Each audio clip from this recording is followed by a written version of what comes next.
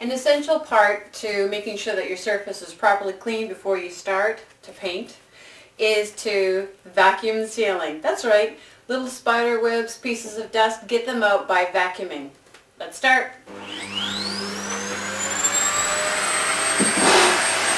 And now I'm going to be talking about preparing your floor.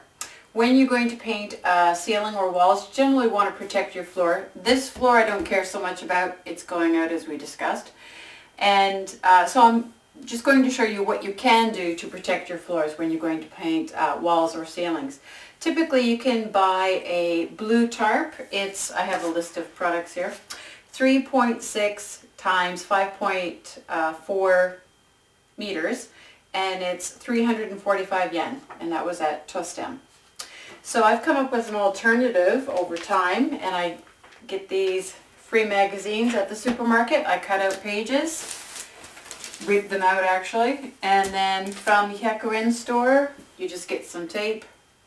So rather than spending 345 yen at one of the stores, these pages are free, and my tape, as I say, 100 store, and I'm able to move this around with me. I'm able to use this as a drop cloth, and I'm able to move it with me as I move. So my step ladder is going to go in the center. I'm going to stand on it, do some work. Should there be any drips, they'll fall on this. One of the disadvantages to using one of those blue tarps that you might want to use for a picnic is if you have a spray painting project, if the spray paint gets over a considerable area of your tarp, when you try to fold the tarp back up, it's not going to fold easily. It's going to be very crusty and very hard to work with. So this is very cheap, easy, and when you're done, roll it up, use it for your next project, or throw it out. So the next thing I'm going to talk about is a paintbrush. Personally, I'm not a big fan of the inexpensive paintbrushes at Tostem. I like the ones from Homac. And this one I like. I'll show you close-ups later on of these products. This one was at Homac for 348 yen. You'll need one of those. One of these sponges from Joyful AK. One of these sponge brushes. And again, I'll give you a closer picture later on. And this was 148 yen. Tape. This was from Tostem. Yes, you have to shop at lots of different stores, but you'll love it. The tape, this is Tostem, 398 yen. And in here we have 5 rolls. Okay, I'll show you how to use that later. These 2 roller brushes to go on your paint roller. And these 2, again, from Tostem. And these were paint rollers, 528 yen. The paint tray was Tostem. It was 458 yen. Just a quick tip, they have different sizes of rolls and they have different sizes of trays. When you buy your tray, when you've decided on what width you want for your roller, these are in separate shelves. Make sure they fit. So do a little practice, make sure it fits. I had picked these off the shelf first, eyeballed the tray, thought, yeah, and I thought, no. Tested it, and the tray was too small, so I moved up to this size. So yeah, always test before you purchase and walk home and get home and it doesn't work. Finally, this is why I went to Tostem. This is my favorite paint to work with. I love this brand.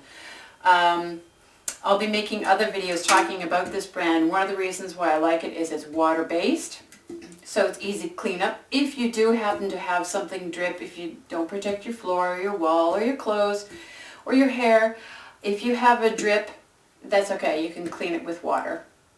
Get to the drip as soon as possible. Don't let it dry. So that's one of the advantages of working with water-based paint. And this company, I really like it because even though it is a water-based paint, which usually offers you a matte finish, this one has a bit of a semi-gloss.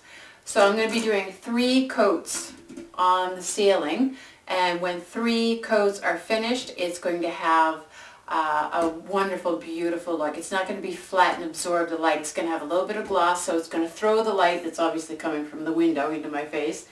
It's going to throw the light, going to bounce off the ceiling and reflect back down into the room. I love this paint.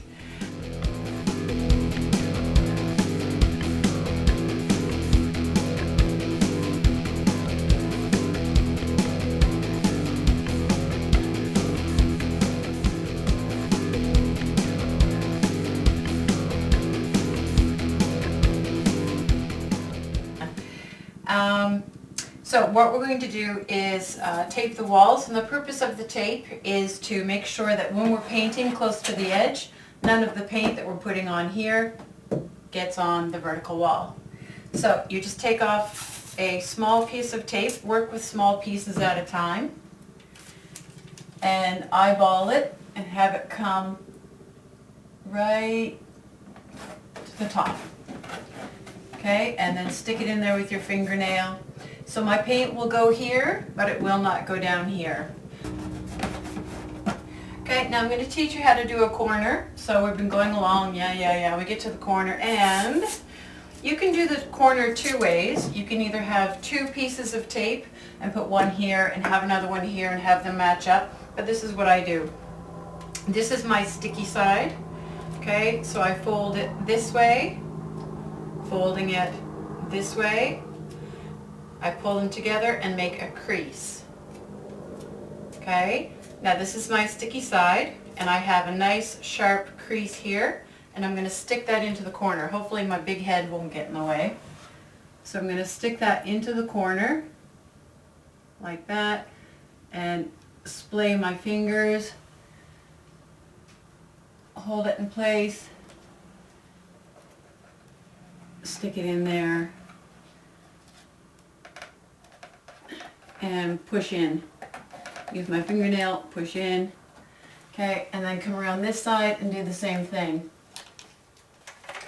Okay, so we're finally starting to paint. So, like before, get about 1 centimeter into the brush of paint, wipe off the excess, and start in the corner.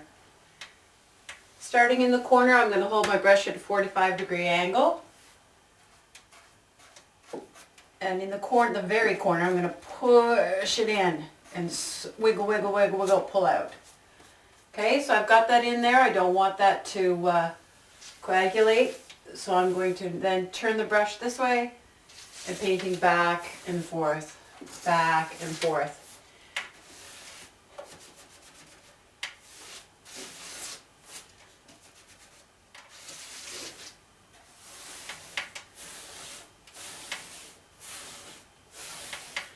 Now gravity is going to play a part here, and because we're painting essentially upside down, the paint is going to want to slowly work its way down the brush, and you don't want that. So as you just saw, once I brushed out this area, I really went flat here just to get the stuff that is working its way to the top of the brush off.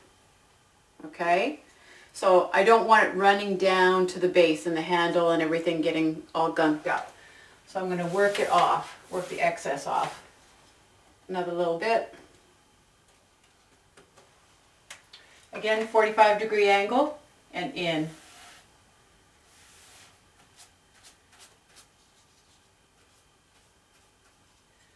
Change your brush from one side to the other so that you're using all the paint on the brush. And now flat and back and forth. Now I'm going to have, see, I just slopped.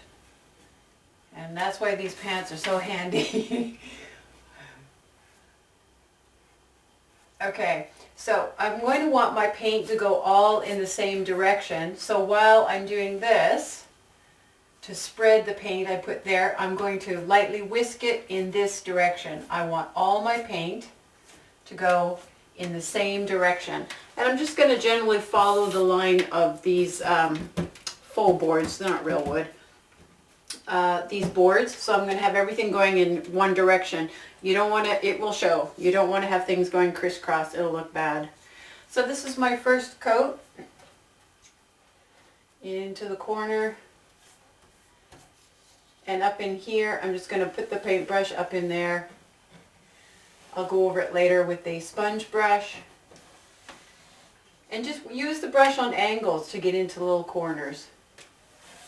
You don't want to put a whole lot of paint on your brush because that's when you run into globs. You've got bits of paint dripping off your surface. That's not good. So it's tedious work, but it's well worth it. The results when you paint something are fantastic. And painting is not the easiest, but it's the cheapest way to totally redo something. What you can do is you can go around about this width all the way around the border of your room, and then you can proceed with the roller if you want. What I'm going to do is my first coat, I'm going to have the entire thing brushed done. Some people prefer to do rollers because it's faster. I prefer to do it by hand. To me, I don't care that it takes a little bit longer. I think it's the end result. Yeah, you can use a roller, but when you're first starting out, I want the base coat to be done really well.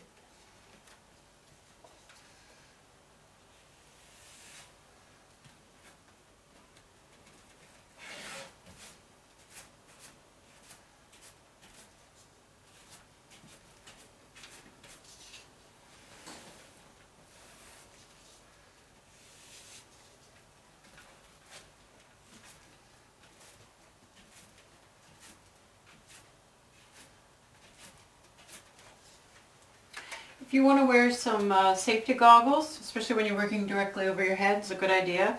I use glasses, so I can see the finer points, and also to protect my eyes. And just one last final thing. The water-based paints have a less